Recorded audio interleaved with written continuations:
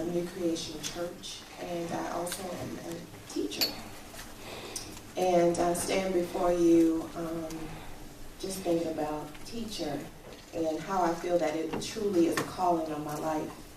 I believe that it's truly a privilege that mamas and daddies, grandparents, whomever, trust me enough every day to be an architect of their children's future. And so one particular day, as that architect of the future, something alarming happened.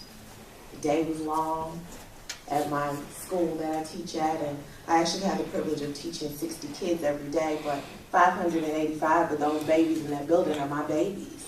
And so on this day, long day, because, you know, it's like a Friday, and they're done. And I have the privilege of going home. And I'm running to the lounge, and I'm going to get my lunch bag, and I'm going to go home. But as I was walking through the entryway, I saw a squad car. I was like, oh, goodness, what's that all about? I'm going to get my lunch bag. I'm going to keep on pushing. But I couldn't. I stopped. I looked at the doorway of the office, and it was open. And there were 3 people coming out. One was our administrative assistant. One was, I believe, special ed advisor. Excuse me, it was 4 people. An officer and a 7-year-old boy. And I froze in the total discomfort that I feel right now. Who cares about my discomfort? It's a 7-year-old baby. 7 years ago, he made his debut to this earth. And he was being led out by an officer. And I froze. And I looked. And I watched him walk out with an officer to get into the back of a squad car. And of course, I still had the privilege of going home. But that was my baby. He was my nephew. He was my godson. He was a little boy on my block. He was a part of my community. He was a part of my being. So it happened. He went home in the back of a squad car. And yes, I could go home.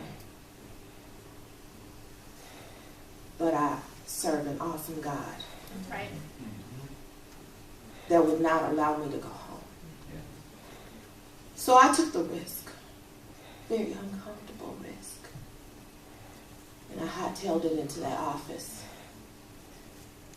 And I said, it's not my business, but it is my business. What just happened? And the administrative assistant said, in a panic, it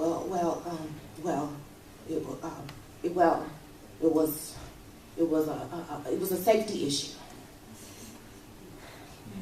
7-year-old. And I sat down uninvitedly. And I said, 7 years old. A safety issue? What do you mean?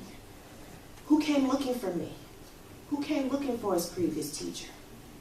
What led to that point? And so in a very discomfort, she explained that he had a really bad day. You think? And I struggled, and I listened, and I poured out a whole big bunch of different things that could have been a totally different outcome. And she listened.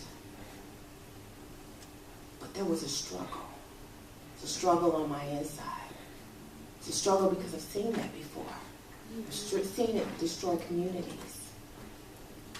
And I struggle with it because I'm one person that feels like I'm always in this battle of having real conversations about how we are ill-equipped to deal with consequences. As a teacher, I've seen kids all the time have tantrums, and they have the privilege of their parents being called and picked up, and mommy and daddy are going to take care of it when we get home. They don't go home in squad cars. But this little brother of mine went home in the back of a squad car. And all I see are his bloodshot eyes filled with tears. I'm angry. I'm struggling. And we all should be fuming. Because I don't care if you have a 7-year-old child or nephew or somebody. Everybody has touched or been touched by a baby. It's about dignity. We can't do it by ourselves. Right. And that's why I'm here. And that's why we're in this room.